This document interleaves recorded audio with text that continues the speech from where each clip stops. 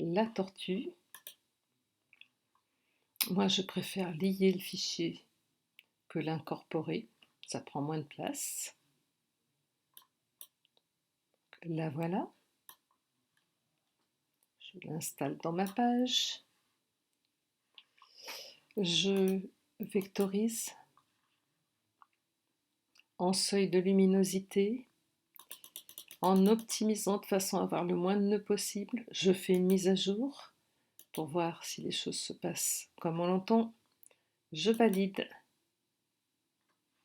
et je ferme. Donc je regarde les objets obtenus. Dans les objets, j'ai l'image que je supprime, plus besoin, et un chemin unique.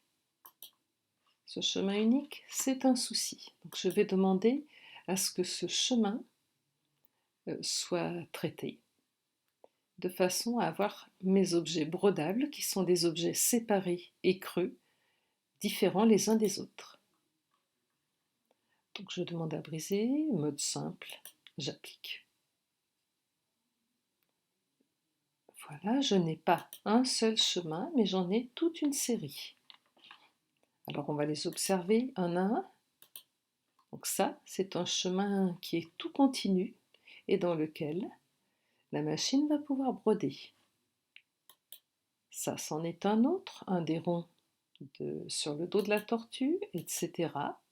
Les yeux, le dernier rond, le bout du nez, et ensuite tout cela, c'est la numérisation du bal. Donc je les supprime, ces chemins ne servent à rien. Finalement, j'ai un nombre de chemins assez limité.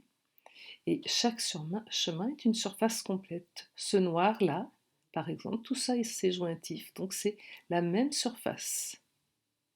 On le voit bien.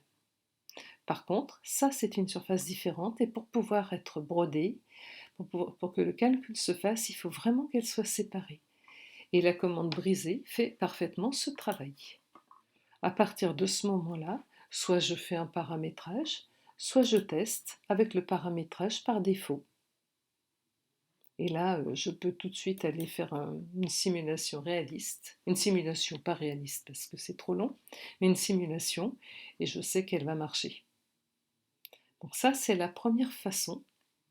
Elle n'est pas très adaptée aux lignes, parce que si elles ne sont pas épaisses, le remplissage ne va pas du tout être efficace.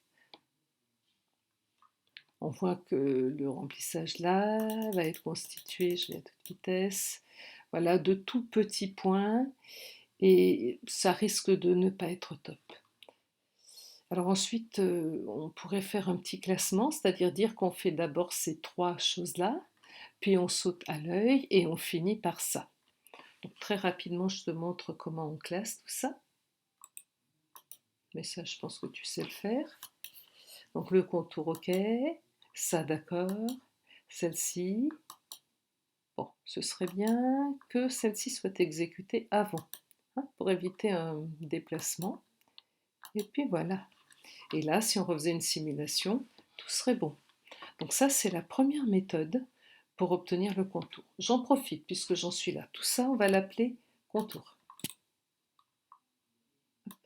Puisqu'on en est là, tu pourrais vouloir rajouter, par exemple, là, une couleur. Allez, on va lui mettre des...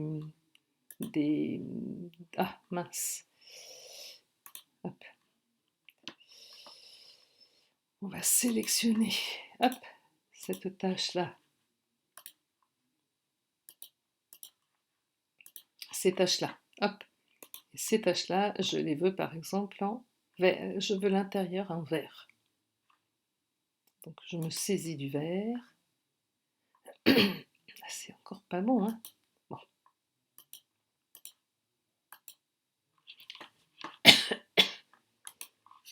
Je vais demander à ce que les contours, à ce qu'il n'y ait pas de contour. J'ai dit fond ou j'ai dit contour? Pas de contour. Donc le fond vert. Ok. Et là, sur celui-ci, pas de chance. Sur cette surface-là, Bon, le pot de peinture, ça a des vertus, mais il y a quand même des vieilles méthodes. Voilà, ça c'était noir. Voilà, on peut comme ça, avec le pot de peinture, décider de remplir des surfaces, mais tu le vois, ça marche, ça marche. Alors je reprends le pot de peinture et je refais un test. Allez, la dernière, je la fais rouge. Hop, voilà. Voilà une tortue un petit peu originale. Ça, ce seront des surfaces qui pourront être brodées en remplissage. Voilà pour cette première technique.